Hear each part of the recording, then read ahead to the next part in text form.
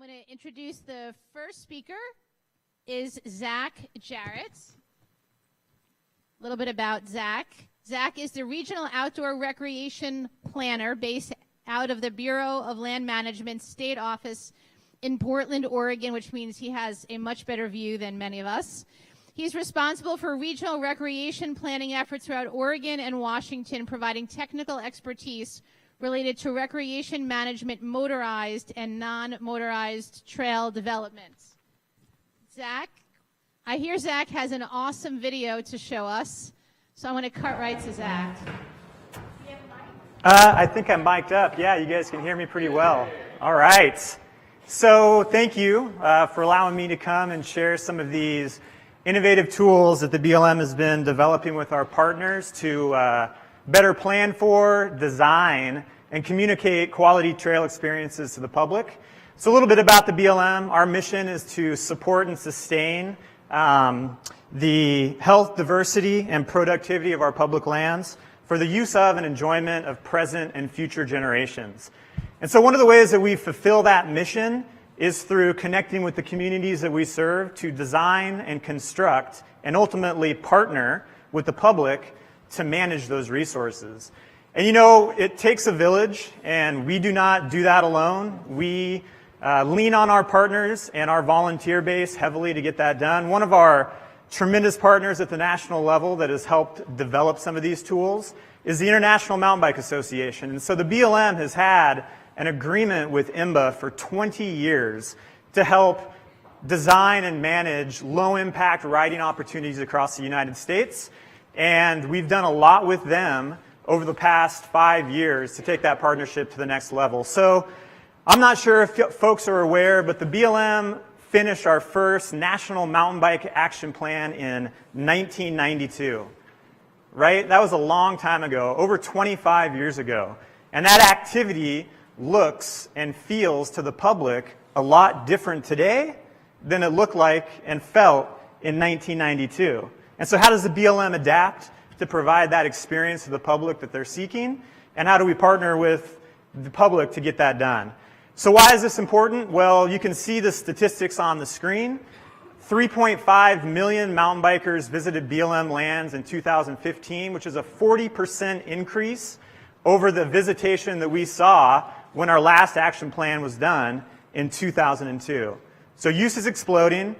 And look at this. Mountain bike technology looks a little bit different today than it did in the 1990s.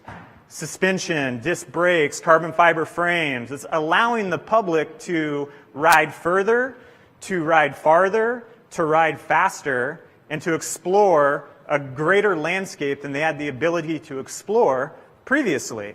So again, how does the BLM adapt? How do we work with the public to provide that type of experience? And how do we communicate the landscapes that we manage and the opportunities that we provide currently across the United States? Well, I'm going to share the two ways that we've redefined the way we work with the communities to serve that purpose.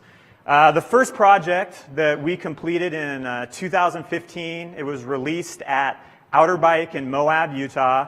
It was the development of the BLM's first interactive mountain bike website. And so this website is utilized and accessed through the BLM's new web-based platform. And it really does a great job of showing the public the types of landscapes that they can access on their mountain bikes.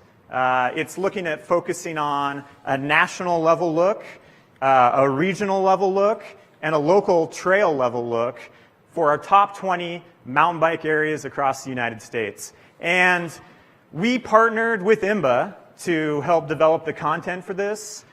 We partnered with local trail advocacy groups to develop information that they wanted to share. And most importantly, we partnered with MTB Project. And I'm not sure if anybody in the room has accessed their mobile site, but if you're looking to get information about where to go ride your bike, that is the go-to source. And so we've crosswalked our BLM site with MTB Project. There's a direct link where they have highlighted our top 20 sites on their map, and we drive the public to the tools that they need that they can use most effectively, because the BLM didn't want to recreate the wheel. We wanted to point users to the resource that they were familiar with using and that provides the types of resources that they needed. And so here's an example of MTB project. Before you even go out onto the landscape to have an experience, wouldn't it be nice to know what you're going to get into? Right? A line on the map can provide a different experience to the public depending on how those trail features are put on the landscape and what level of trail difficulty we are trying to provide. And so what's flashing behind me is the tremendous work that was contributed through, at the time, Leslie K. Meyer, a professional photographer, and Dylan Van Wielden, another professional photographer, who had the ability to travel to literally the BLM's top 20 sites across the US and document all the diverse landscapes that people can go ride their bike in. And so it was a way for the BLM to step up and show that this was an activity that we had experience providing access for and that we could help kind of remarket our agency as one of the federal leaders in providing really high quality recreational experiences to the public. So I did want to thank all of our partners. We have Aaron Clark in the room today with IMBA. Thank you for being here. And again, we had a team of individuals within the BLM and outside of the BLM who helped to make this happen. What you're seeing on the screen now is the BLM receiving 2 awards, one at the department level and actually a presidential award in 2016 for the development of this website, which was given out for high quality customer service for the public. The second tool that I wanted to share with you all today is the BLM's first trail planning, design, construction, and management guidelines, referred to as the Guidelines for a Quality Trail Experience. This was released in January of 2017. It was a 2-year process to construct this document for our staff. This was an effort that included 7 field-based workshops all the way east to Atlanta, Colorado, Arizona, Oregon, Washington, and Idaho. And we reached out to over 300 stakeholders, both internal and external, federal, state, and local stakeholders to help refine and develop this new tool that can help the BLM do a couple of different things. One of which is communicate more effectively with the public. Mountain bikers use a lot of colorful jargon when they talk about what sort of an experience they want on the landscape. And agency staff sometimes have a difficult time understanding what exactly that means, and more importantly, how to take what that desired experience is and implement it on the ground.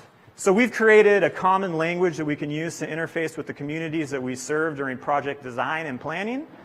And also, we've created a step-by-step process that is identified in these guidelines that will allow the BLM internally, and actually other agencies have reached out and have been using this as a tool to start implementation of mountain bike-specific trails in their neck of the woods.